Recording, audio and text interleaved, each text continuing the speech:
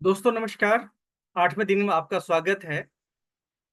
7वें दिन में बात कर रहा था सपनों के बारे में। दोस्तों जो सपने होते हैं उसके पीछे विश्वास होता है। सपने तो बाद में आते हैं, पहले विश्वास होना बहुत इंपॉर्टेंट है। फेथ कितना है ये बहुत इंपॉर्टेंट है। जितना बड़ा विश्वास उतने बड़े सपने। तो चलिए आगे चलते हैं। आपके विश्वास यह निर्धारित करता है कि आपके सपने कितने बड़े होंगे और आप उन्हें कितना पूरा कर पाएंगे। मैंने पहले बताया था जितना बड़ा विश्वास होगा ना उतना बड़ा आप सपने देख सकते हैं। तो आप अपने विश्वास को जितना बड़ा बनाएंगे आपके सपने उतने बड़े होंगे और उन्हें आप पूरा भी कर पाएंगे। अब ऐसा क्यों कहा गया है? आप वही बोलते हैं जो आपके सोच में होता है। आप जो दिन भर सोचते हो आप वही बोल पाते हैं। ये आपके शब्द होते हैं। सोच ही आपका शब्द होता है। और जो आपके सोच में हो वही आपके विश्वास प्रणाली में आती है। बिलीफ सिस्टम में वही आता है जो आप सोचते रहते हैं। जो आप सोचेंगे वही बोलेंगे, वही आपका फेथ लेवल होगा। ये बहुत ज्यादा इंपॉर्टेंट है। जो हम सोच में क्या डालते हैं, हमारे बिलीफ सिस्टम में क्या है, आपकी उपलब्धियों का स्तर निर्धारित करने वाली जो शक्ति है आपका विश्वास तंत्र है। आज तक आपको जो मिला है वो आपका फेथ था। जिसका हमें विश्वास होता है वो हमें मिल जाता है। तो विश्वास हम जितना बड़ा करेंगे उतनी बड़ी उपलब्धि होगी। आपका विश्वास तंत्र ही आपके सपनों के आकार को निर्धारित करता है। मैंने पहले ही बताया आपको, विश्वास जितना बड़ा होगा सपने उतने बड़े निर्धारित होंगे, उतना बड़ा अचीवमेंट होगा, उतना बड़ा आप प्राप्त कर सकते हैं। तो सपने हमें बड़े करने हैं तो पहले बिलीफ सिस्टम को बड़ा करना पड़ेगा, विश्वास तंत्र को बड़ा करना पड़ेगा, अपने ऊपर फेथ को बड़ा करना पड़ेगा। अपने विश्वास तक या उससे कम कार्य पूरा कर सकते हैं। ये बहुत इंपॉर्टेंट बात दी गई है। आपका जितना विश्वास है उस तक मैक्सिमम अचीव कर सकते हैं या उससे कम हो सकता है। जैसे मान लीजिए मेरा एक विश्वास है जो मेरे अकाउंट में 10 करोड़ रुपया आएगा 2030 तक।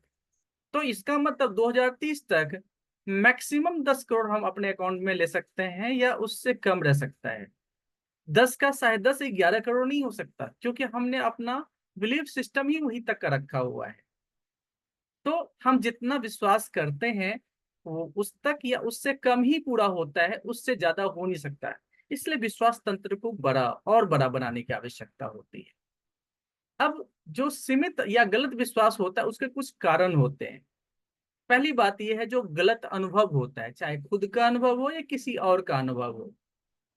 इसके अलावा हमारे ऊपर अपने आप पर आत्मविश्वास की कमी होती है। हम अपने आप को दोषी मानते हैं या खुद को दोष देना स्टार्ट करते हैं। कई बार ऐसा होता है जो हम अपना तुलना किसी और से कर रहे होते हैं। ये सारा कारण है जिसके कारण हमारे अंदर वो जो विश्वास, सही विश्वास होना चाहिए, वो पैदा ही नहीं होता। तो हमें इससे आगे निकलने की आवश्यकता है।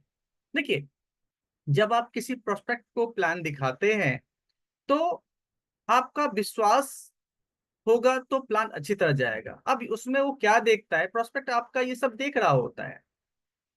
देह भाषा, बॉडी लैंग्वेज देख रहा होता है, आपका दृष्टिकोण, एटीट्यूड देख रहा होता है, आप जो शब्द चुनते हैं या आप खुद पर भरोसा करते हैं, ये सब वो सामने वाला व्यक्ति देख रहा होता है। अगर ये सारी चीजें सही है तो व्यक्ति आपके साथ एसोसिएट होना चाहेगा। और अगर इसमें कोई डाउट होती है तो शायद ही वो अपने आपके साथ एसोसिएट हो।